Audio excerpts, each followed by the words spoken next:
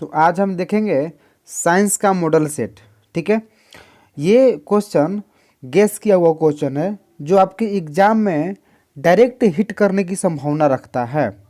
ठीक है, यानी कि यहाँ से क्वेश्चन आपको एग्जाम में देखने के जरूर मिलेंगे। ठीक है, ऑब्जेक्टिव क्वेश्चन है। चलिए चलते हैं क्वेश्चन की तरफ। क्वेश्चन क्या है? क्वेश्चन है कि समतल दर्पण में क्या होता है बाबू?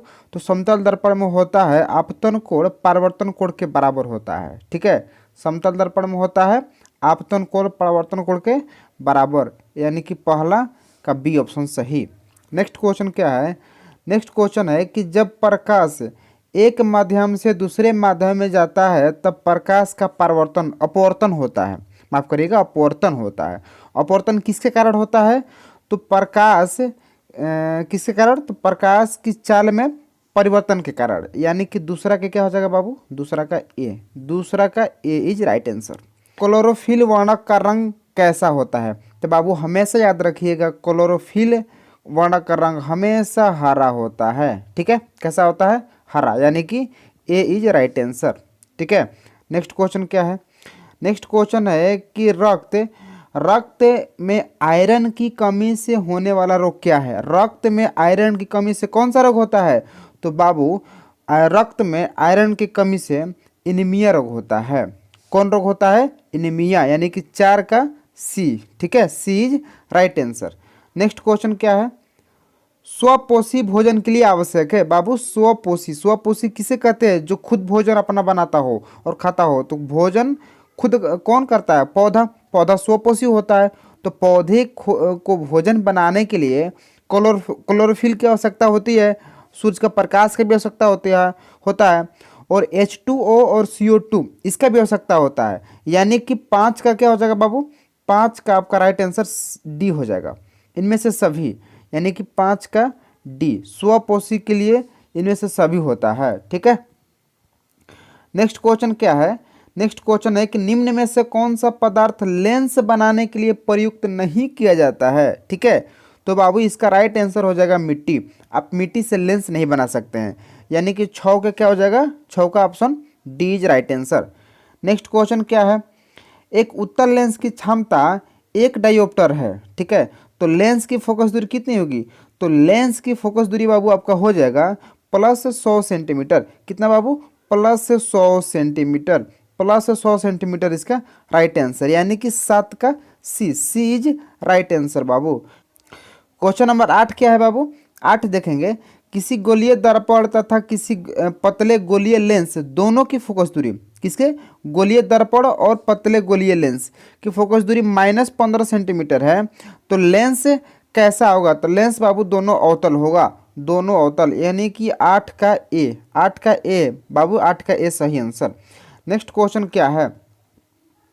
नेक्स्ट क्वेश्चन है कि सामान्यतः नेत्र की दूरबिंदु है। बाबू थोड़ा सा यहाँ पर ध्यान रखिएगा, कन्फ्यूजन बच्चे यहीं पर करते हैं। ध्यान से देख लीजिए, सब 25-25 दिया हुआ है। ठीक है, 25-25 सब दिया हुआ है, लेकिन यहाँ पर आपको एक चीज़ ध्यान देना पड़ेगा कि यहाँ पर देखना है कि दूर है कि निकट है। निकट होता है ये 25 होता है, अभी सेंटीमीटर होता है कि मीटर होता है कि मिलीमीटर होता है, यह भी बता रहे हैं हम। पहले यहाँ देखना है कि दूर है कि निकट है। तो दूर है, तो दूर का आंसर इसका डी हो जाएगा, अनंत। यदि यहाँ पर निकट रहता बाबू, क्या रहता? यदि निकट रहता बाबू, यदि निकट रहता तो हमेशा ध्यान दीजिएगा 25 सेंटीमीटर होगा, 25 सेंटीमीटर। कन्फ्यूजन के लिए यहाँ पर दे दिया, 25 मीटर में भी दिया है, सेंटीमीटर भी दिया है और मिलीमीटर भी दिया है। लेकिन इसका राइट आंसर यदि निकट रहता तो क्या हो जाता बाबू? निकट रहता तो हो जाता ये 25 सेंटीमीटर। ठीक है, और दूर है तो क्या होगा? दूर है तो अनंत, दूर है तो अनंत। नेक्स्ट क्वेश्चन क्या है बाबू? नेक्स्ट क्वेश्चन है कि जो नेत्र निकट की वस्तु को साफ नहीं देख सकता है उस नेत्र में कौन सा होता है? वो कौन सा दोष पाया जाता है? यानी कि जो निकट की वस्तु नहीं देख पाता है। ठीक है, तो इसका राइट आंसर क्या हो जाएगा? इसका राइट आंसर हो जाएगा दूरदृष्टि दोष। यदि बाबू निकट की कोई वस्तु नहीं देख रहा है, उसमें दूर होगा। कौन होगा बाबू? दूर होगा। और यदि दूर का नहीं देख रहा है तो उसमें क्या हो जाएगा? निकट दृष्टि दोष। ठीक है, नेक्स्ट क्वेश्चन 11 नंबर क्वेश्चन क्या है? 11 नंबर क्वेश्चन है कि प्रकाश संश्लेषण के द्वारा किसकी उत्पत्ति होती है? प्रकाश संश्लेषण के द्वारा किसकी उत्पत्ति होती है? तो इसका राइट आंसर हमेशा हो जाएगा ग्लूकोज। ग्लूकोज के द्वारा उत्पत्ति होती है। ठीक है, यानी कि 11 का बाबू 11 का C is right answer. Next question क्या है? नेक्स्ट क्वेश्चन है कि मानव शरीर के सबसे बड़ी ग्रंथि कौन सी होती है? मानव शरीर की सबसे बड़ी ग्रंथि बाबू हमेशा याद रखिएगा लीवर होती है। क्या होती है? लीवर होती है। 12 का ए, 12 का ए। ठीक है, lever. Next question, next question क्या है? ग्वाइटर अथवा घेंघा, घेंघा रोग, ये एक रोग की नाम है घेंघा। पनपता, पनपता मतलब कि शुरुआत होता है यानी कि स्टार्ट होता है, किसकी कमी से?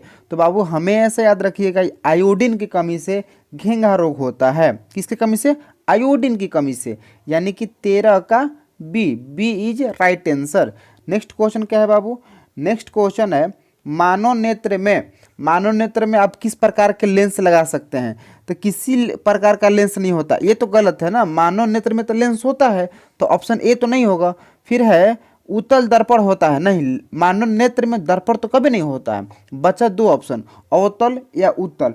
तो हमेशा याद रखिएगा बाबू मानव नेत्र में उत्तल लेंस होता है। कौन लेंस? उत्तल लेंस, यानी कि 14 का क्या बाबू? 14 का सी, 14 का बाबू सी। ठीक है, नेक्स्ट क्वेश्चन क्या है? नेक्स्ट क्वेश्चन है कि मानव नेत्र वस्तु का प्रतिबिंब निम्न में से किस भाग पर बनता है? मानव नेत्र वस्तु का प्रतिबिंब निम्न में से किस भाग पर बनता है? कॉर्निया पर, आइरिस पर, रेटिना पर कि पुतीला पर? तो इसका राइट आंसर हो जाएगा बाबू रेटिना। मानव नेत्र में वस्तु का प्रतिबिंब रेटिना पर बनता है। कहाँ बाबू बनता है? रेटिना पर, रेटिना पर बनता है। ठीक है, नेक्स्ट क्वेश्चन, नेक्स्ट क्वेश्चन क्या है? टिंडल प्रभाव प्रकाश की कौन सी परिघटना को प्रदर्शित करता है?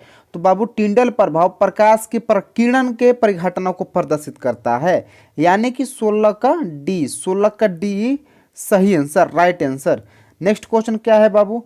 नेक्स्ट क्वेश्चन है एक कूलाम विद्युत आवेश कितने इलेक्ट्रॉन के कितने इलेक्ट्रॉनों में समय आवेशों के तुल होते हैं? क्वेश्चन फिर से रिपीट करिएगा। एक कूलाम विद्युत आवेश कितने इलेक्ट्रॉनों में समय आवेश के तुल होता है? तो बाबू ये होता है 6.25 गुना 10 के पावर 18। कहाँ है? कहाँ है? बी, यानी कि 17 का कितना हो जाएगा बाबू? B, B is right answer. 17 का बी हमेशा याद रखिएगा बाबू 17 का बी होगा। नेक्स्ट क्वेश्चन क्या है? एक ए मीटर का परिसर रेंज, मतलब वही परिसर रेंज 0.3 एम्पियर है। ठीक है, एम्पियर, एम्पियर विद्युत धारा का ऐसे मात्रक होता है एम्पियर। ठीक है, विद्युत धारा को आई से इंडिकेट करते हैं और एम्पियर को ए से इंडिकेट करते हैं। ठीक है, इस एम्पियर, इस ए मीटर के स्केल पर डिवीजनों की संख्या बाबू, डिवीजनों की संख्या 30 है। ठीक है, यानी कि डिवीजनों की संख्या कितनी है? 30 है। तो ए मीटर का अल्प मापांक कितना होगा? तो ए मीटर का अल्प मापांक हो जाएगा 0.01 एम्पियर। ठीक है, 18 का कितना? 18 का डी होगा, 18 का डी। नेक्स्ट क्वेश्चन क्या है? नेक्स्ट क्वेश्चन है बाबू थायरक्सिन। क्या बाबू? थायरक्सिन, थायरक्सिन स्त्रावण कहाँ होता है? तो हमेशा याद रखिएगा थायरक्सिन बाबू थायराइड पे होता है। ठीक है, नेक्स्ट क्वेश्चन क्या? मानव में डायलिसिस थैली कहाँ पाई जाती है? मानव में डायलिसिस थैली कहाँ पाई जाती है? तो नेफ्रॉन में पाई जाती है। तो बहुत इजी क्वेश्चन है। मानव में डायलिसिस थैली नेफ्रॉन में पाई जाती है, यानी कि 20 का ए, ए इज राइट आंसर। ठीक है, नेक्स्ट क्वेश्चन क्या है बाबू? ये नेक्स्ट क्वेश्चन है भोजन का पचना किस प्रकार की अभिक्रिया है? भोजन का पचना ये किस प्रकार की अभिक्रिया है? ऑप्शन उपचयन, ओम, अपचयन, विस्थापन। अच्छा, ओम नहीं होगा, यहाँ पर कुछ और ऑप्शन होगा, ये ओम डाल दिया है। ठीक है, चलिए खैर छोड़िए, इनमें से कोई नहीं यहाँ पर डाल लीजिए, आप डाल लीजिए इनमें से कोई नहीं। ठीक है, इनमें से कोई नहीं।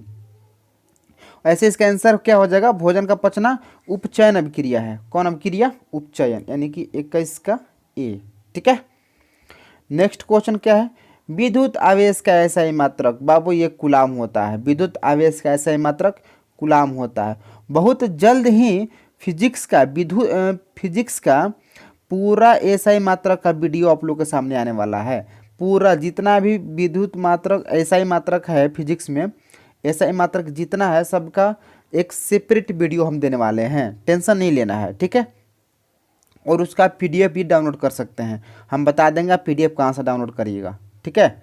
नेक्स्ट क्वेश्चन, अतिभारण के समय विद्युत परिपथ में विद्युत धारा का मान क्या हो जाता है? तो अतिभारण के समय विद्युत परिपथ में विद्युत धारा का मान हमेशा याद रख लीजिएगा बाबू कि अधिक बढ़ जाता है, बहुत अधिक बढ़ जाता है, ठीक है, अधिक बहुत अधिक बढ़ जाता है। और जब अतिभारण होता है विद्युत सर्किट में इलेक्ट्रिक सर्किट में, तो करंट का मान, विद्युत धारा का मान बहुत अधिक बढ़ जाता है। यानी कि 23 का बाबू क्या हो जाएगा? 23 का C is right answer. Next question क्या है? नेक्स्ट क्वेश्चन है कि हाँ 22, 32, 52 और 62, ध्यान रखिएगा ये 22 ओम है, ओम छोड़ दिया है, 22 ओम, 32 ओम, 32 ओम, 52 ओम, 52 ओम और 62 ओम। टोटल कितने ओम है? 1 2 3 4, यानी कि 4 प्रतिरोध लगा हुआ है। कितने प्रतिरोध? 4 प्रतिरोध।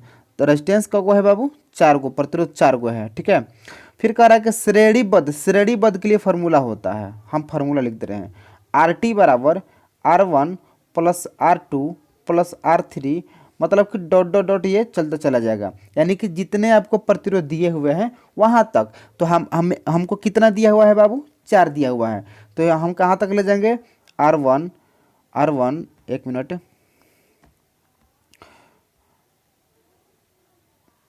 R1 R2 R3 R4 तक ले जाएंगे, ठीक है, क्योंकि कितना दिया हुआ है? 4 दिया हुआ है, इसलिए हम R4 तक ले जाएंगे, ठीक है।